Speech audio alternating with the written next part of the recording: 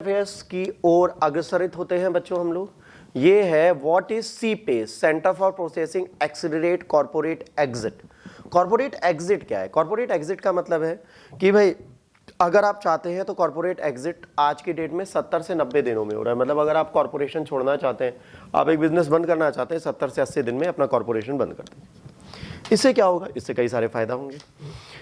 इसकी स्थापना CMA registered कंपनियों को हटाने के लिए, केंद्रीकृत करने के लिए की गई है। सीपेस आवेदनों का प्रसंस्करण और निपटान के कार्यात्मक क्षेत्राधिकारों का प्रयोग करने के प्रयोजनार्थ रजिस्ट्रार ऑफ द कंपनीज के माध्यम से कार्य करता है। दादा रहता था।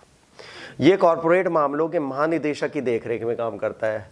ये किसके रेख में करेगा? इनके। इसकी स्थापना प्रक्रिया पुनर्संरचना के साथ कंपनियों के स्वैच्छिक रूप से 6 महीने से कम समय में बंद करने की प्रक्रिया को सुगम और त्वरित किया गया। पहले कितने दिन लगते थे? 6 मंथ्स, मतलब 180 डेज। अब कितने लगेंगे? कितने लगेंगे? 90 दिन मैक्सिमम मान लो। भाई 70 बोल रहे हैं, फिर भी आधा हो गया, हाफ हो गया ना अप्रॉक्स। तो आधा करने से क्या होगा? जल्दी हो जाएगा। अब कारोबार को आसान बनाने के लिए, कंपनियों की निकासी को सही करने के लिए, भाई एक बहुत जरूरी चीज है। और कॉर्पोरेट मामले संस्थान कहां पर स्थित है? गुड़गांव में स्थित है। सीपेस का महत्व क्या है ना? रजिस्ट्री पर बोझ कम करेगा। सबसे बड़ी बात, जो फालतू की कंपनी रजिस्टर्ड है उसका बोझ कम करेगा। जो शेयर होल्डर्स है उनको फाइलिंग समय पर प्रतिबद्ध तरीके से कंपनी का नाम रजिस्टर्ड करने और हटाने की सुविधा प्रदान करेगा। लेट्स सपोज पहले हमने नाम रखा AAC कंपनी, अब हमारा इसको नाम करना है AAAAAIS कंपनी। तो ये करने के लिए हमें क्या करना पड़ेगा? हमको भाई उस नाम को हटाना पड़ेगा ना रजिस्टर। पता चला 6 महीने हट ही नहीं रहा। और जो IS बनी मैडम थी वो नाराज हो गई। उन्होंने कहा हम नहीं रहेंगे तुम्हारी कंपनी में। अब भैया 90 दिन इंतजार किए, 180 दिन की नहीं, तब तक कोई और आ गया। उसने कहा मैडम हमारे साथ कर लो, उन्होंने वहां इन्वेस्ट कर दिया। अब हम तो ठंडन गोपाल हो गए ना। तो इसलिए तुरंत आपको कंपनी बदलने का मौका मिले, आप तुरंत बदल लीजिए, क्योंकि दूसरा पैसा टाइमली लगाता है ना। Company of register of companies को हटाने के नियम क्या है? इसकी धारा कौन सी है? 248। कंपनी का नाम ORC से हटाने का प्रावधान है। यदि 2 वित्तीय वर्षों की अवधि में कोई कारोबार और परिचालन नहीं किया तो 455 के तहत निष्क्रिय कंपनी का दर्जा प्राप्त करने के लिए उक्त हफ्ते के भीतर कोई आवेदन नहीं किया गया। सीधी सी बात है, अगर कंपनी को हटाना है तो पहली चीज आप एक आर्टिकल के तहत हटा सकते हैं।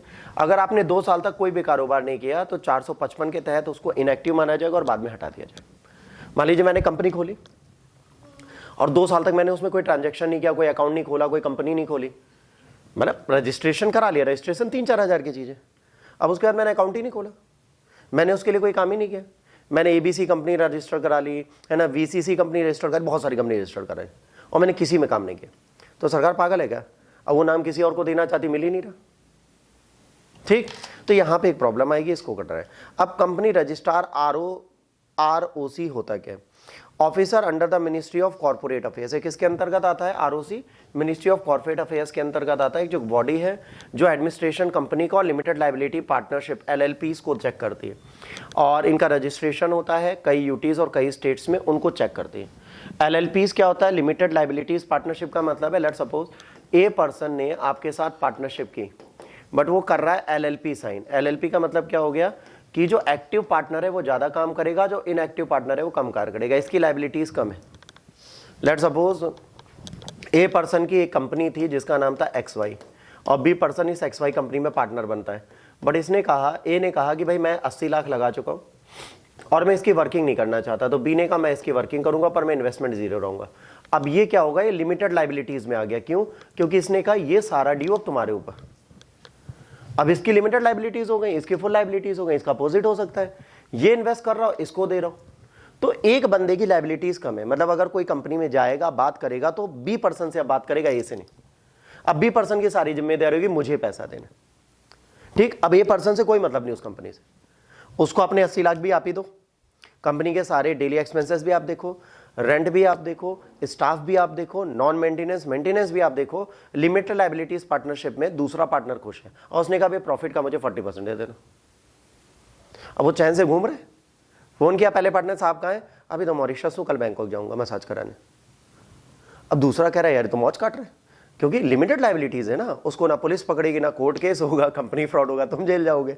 तो LLPs बनाना बड़ा आसान है और वो बहुत सेफ है अगर आप उसको प्रॉपर मॉनिटरिंग पे रखते हो तो LLPs आज की डेट में बहुत सेफ जोन है।